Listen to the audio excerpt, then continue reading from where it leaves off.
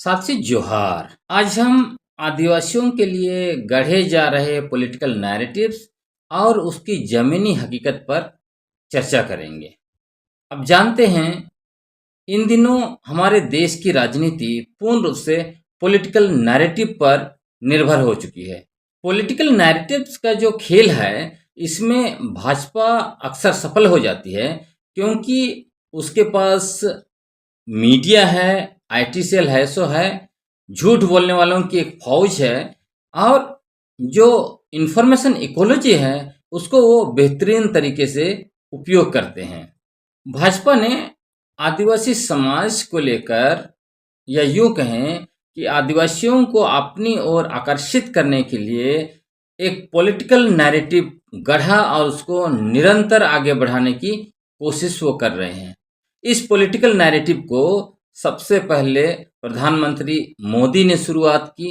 उन्होंने लोकसभा चुनाव के समय में चुनावी सभाओं को संबोधित करते हुए कहा कि कांग्रेस आदिवासियों को सिर्फ वोट बैंक समझती है और भाजपा ही है जो आदिवासियों को मान सम्मान देती है। और इसी पॉलिटिकल नैरेटिव को निरंतर आगे बढ़ाते हुए केंद्रीय मंत्री अर्जुन मुंडा ने कहा कि भाजपा ही वह पार्टी है जो आदिवासियों को मान सम्मान देती है और उनका जो है कि स्वाभिमान को बढ़ाती है। और इन दिनों खासकर जब झारखंड में विधानसभा चुनाव होने वाला है, भाजपा के प्रदेश अध्यक्ष बाबूलाल मरांडी और उनकी टीम जोर शोर से इस पॉलिटिकल नैरेटिव को बढ़ाने की कोशिश कर रहे हैं।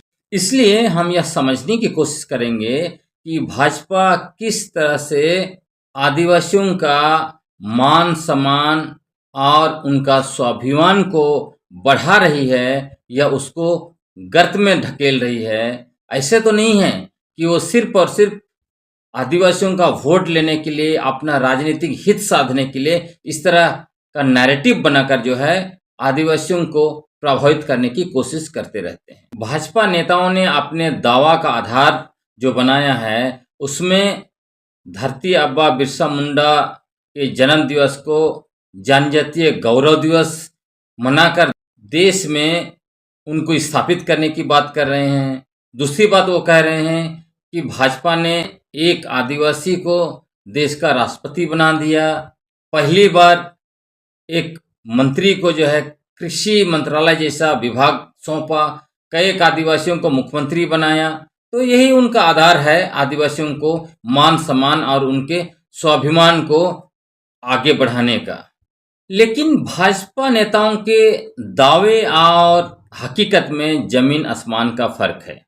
आप सबों को मालूम है कि आरएसएस की राजनीतिक इकाई भाजपा ही वह पार्टी है जिसने आदिवासियों के मूल आदिवासी पहचान यानी आदिवासी शब्द को साइड करते हुए उसके जगह पर आदिवासियों के ऊपर वनवासी शब्द थोपा। जब इसके बारे में राम माधव जी से पूछा गया कि आरएसएस क्यों आदिवासी की जगह पर वनवासी शब्द का उपयोग करता है, तब उन्होंने स्पष्ट कहा कि आदिवासी का अर्थ होता है भारत के मूल लोग और बाकी सब बाहरी। इसीलिए आरएसएस आदिवासी की जगह पर वनवासी शब्द का उपयोग करता है।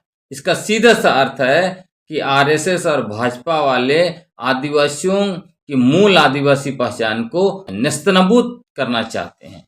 दूसरी बात यह है कि ये लोग आदिवासियों की धार्मिक पहचान को भी मटियामेट करना चाहते हैं। इसीलिए सरना की जगह पर सीधा जो है आदिवासियों के ऊपर वो अपना धर्म थोप देते हैं। वे कहते हैं कि आदिवासी सनातन हिंदू हैं। तब सवाल यह उठता है कि जो पार्टी आदिवासियों की मूल आदिवासी पहचान और उनकी धार्मिक पहचान सरना को नेस्तनाबूद करने पर तुला हुआ है, वो पार्टी आदिवासियों का मान सम्मान करने का दावा कैसे कर सकती है। भाजपा नेता दावा करते हैं कि भाजपा ने एक आदिवासी को देश का राष्ट्रपति बना दिया, इससे बड़ा मान सम्मान आदिवासियों के लिए क्या हो सकता है। लेकिन इसका भी हकीकत देखिए। पहली बात तो यह है कि आप जानते हैं, जब लाल कृष्ण आडवाणी को भारत रत्न देने की बारी आई और उनको उनके आवास पर भारत रत्न दिया गया, उस समय में जो तस्वीर आई, अब देखिए कि भारत के प्रधानमंत्री कुर्सी पर बैठे हुए हैं और महामहिम राष्ट्रपति खड़े हैं। अब सोचिए कि देश का सर्वोच्च पद कौन सा है। इसी तरह 9 अगस्त को पूरी दुनिया में विश्व आदिवासी दिवस मनाया जाता है। हम लोग भी बड़ी शिद्दत से हर्षोल्लास के साथ नाचते हैं, गाते हैं, चर्चा करते हैं, गर्व करते हैं, नारा लगाते हैं और दावा करते हैं कि हम भारत के प्रथम निवासियों के संतान हैं, हम लोग भारत देश के मालिक हैं। अब सोचिए, देश के 12 करोड़ लोग जिस दिन नाचते गाते हैं, उस दिन महामहिम राष्ट्रपति आदिवासी होते हुए भी बधाई नहीं देती है। इतना ही नहीं, जितने भी आदिवासियों का भाजपा से सरोकार है, उनको देखिए, चाहे वो केंद्रीय मंत्री रहे हैं या कोई राज्य में मुख्यमंत्री रहे हैं या पार्टी का राज्य अध्यक्ष के रूप में रहे हैं, कोई बड़े पद पर हैं या फिर आम जो आदिवासी हैं जो भाजपा से जुड़े हैं, क्या आपने किसी को कभी देखा है कि विश्व आदिवासी दिवस के दिन में बधाई देते हुए या कोई कार्यक्रम आयोजन करते हुए? सोच लीजिए कि जिस पार्टी ने, जिस आरएसएस ने, जिस विचारधारा ने देश के 12 करोड़ आदिवासी जिस दिन नाच गान कर रहे हैं, आनंद मना रहे हैं, दावा कर रहे हैं, जय जयकार कर रहे हैं, उस दिन उनके मुंह में सील बंद करके रखा है।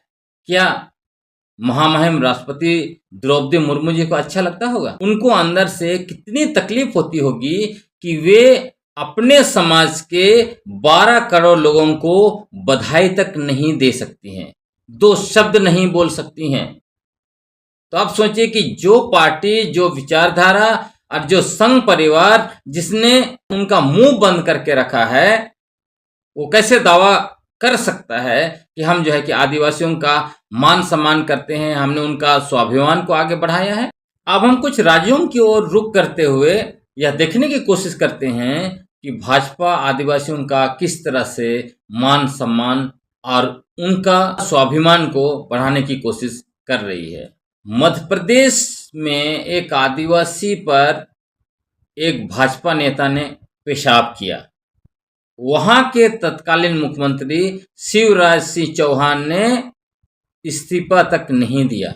जिस मुख्यमंत्री के कार्यकाल में इतना शर्मनाक और अपमानजनक कार्य हुआ आदिवासी के ऊपर, उस व्यक्ति को झारखंड का चुनाव प्रभारी बना दिया। क्या भाजपा आदिवासियों का ऐसे मान सम्मान करती है? थोड़ा हम उत्तर पूर्व की ओर भी देखने की कोशिश करते हैं।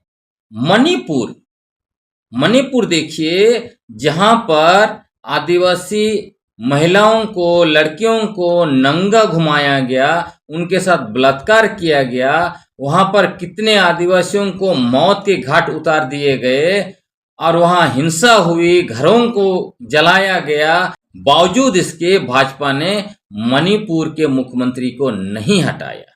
अब सोचिए कि जिस मुख्यमंत्री के कार्यकाल में आदिवासी बेटियों को नंगा घुमाया गया, उनका बलात्कार किया गया, उस मुख्यमंत्री को आज तक भाजपा ने नहीं हटाया। क्या भाजपा आदिवासियों का ऐसा मान सम्मान करती है? राजस्थान में भी कुछ घटना घटी है, जब राजस्थान के आदिवासियों ने डंके के चोट पर दावा किया कि वे सनातन हिंदू नहीं हैं।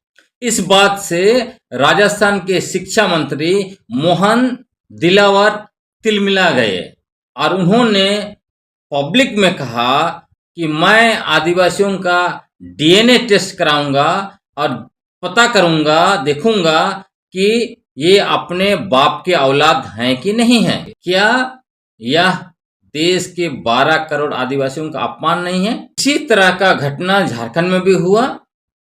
छत्तीसगढ़ के पूर्व मंत्री, भाजपा नेता एवं जनजातीय सुरक्षा मंच के राष्ट्रीय अध्यक्ष गणेश राम भगत झारखंड आए थे और झारखंड में उन्होंने कहा कि लाल और सफेद झंडा यानी सरना झंडा आदिवासियों का नहीं है, यह ईसाई मिशनरियों के द्वारा दिया हुआ है, यह षड्यंत्र है, इसलिए इसे आदिवासियों के घरों से उखाड़कर फेंक देना चाहिए। क्या भाजपा नेताओं को संविधान ने किसी भी समुदाय या किसी व्यक्ति की धार्मिक आजादी पर इस तरह से हमला करने का अधिकार दिया है?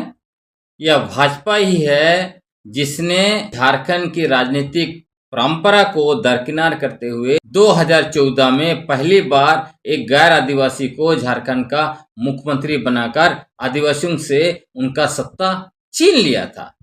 आप समझ लीजिए कि जब आदिवासियों का सत्ता छीन के आप गैर आदिवासी को दे रहे हैं और दावा कर रहे हैं कि हम ही हैं जो सबसे ज्यादा आदिवासियों का मान सम्मान करते हैं, और जब 2019 में भाजपा की सत्ता चली गई और हेमंत सोरेन के रूप में एक आदिवासी फिर से झारखंड का मुख्यमंत्री बना, तब भाजपा ने षड्यंत्र किया, उनको माइनिंग घोटाला के नाम पर एक जाल बुना, उनके इर्द गिर्द फंसाने की कोशिश की।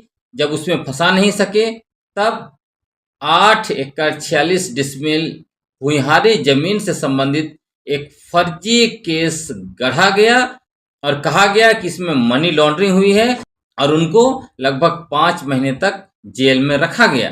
भाजपा के शासन काल में हम लोगों ने देखा है छोटानागपुर काश्तकारी अधिनियम और संताल परगना काश्तकारी अधिनियम, ये दोनों कानून आदिवासियों के सुरक्षा कवच के रूप में जाने जाते हैं। ये दोनों कानून सिर्फ कागज के टुकड़े नहीं हैं, बल्कि ये हमारे पूर्वजों के खून से लिखे हुए कानून हैं। हमारे पूर्वजों के बलिदान की वजह से ये दोनों कानून बनाए गए हैं। बावजूद इसके भाजपा सरकार ने इन दोनों कानूनों को ऑर्डिनेंस के द्वारा संशोधन किया था, और जब पूरे झारखंड में जनक्रोश हुआ तब इन्होंने क्या किया, झारखंड विधानसभा में बिना बहस कराए 3 मिनट में दोनों कानूनों का संशोधन कर दिया। यह कैसा मान सम्मान हो रहा है आदिवासियों का? भाजपा किस तरह से मान सम्मान करती है? झारखंड के सरना स्थल, देसौली, जाहिरथान सबको जो है कि लैंड बैंक में डाल दिया था, ग्राम सभाओं से कोई अनुमति नहीं ली। यही है भाजपा का आदिवासियों के प्रति मान सम्मान। अब हम थोड़ा छत्तीसगढ़ भी देख लें। छत्तीसगढ़ में क्या हो रहा है?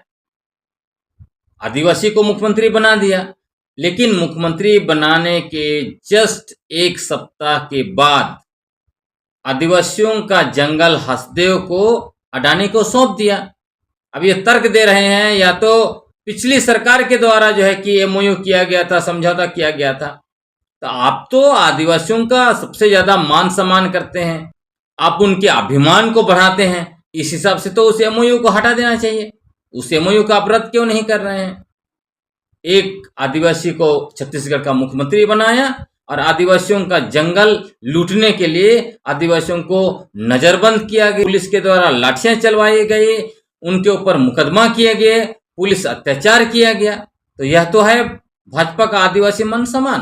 भाजपा की कथनी और करनी में जमीन और आसमान का फर्क है। इसीलिए झारखंड के आदिवासियों ने लोकसभा चुनाव में सारे आरक्षित सीटों से भाजपा को साफ कर दिया।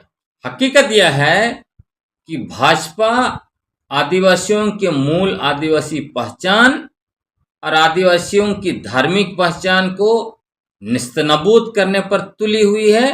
आदिवासियों का वोट बटोरने के लिए आदिवासियों को आपस में धर्म के नाम पर लड़वाती रहती है, और आदिवासियों का बचा कुचा जल, जंगल, नदी, पानी, खनिज संपदा को पूंजीपतियों को सौंपना ही भाजपा का मूल मकसद है। इसलिए हम सभी आदिवासियों के लिए यह बहुत जरूरी है कि भाजपा के द्वारा गढ़े गए फर्जी नैरेटिव पर कभी भी विश्वास न करें। आज के लिए इतना ही। बहुत बहुत धन्यवाद। जोहार।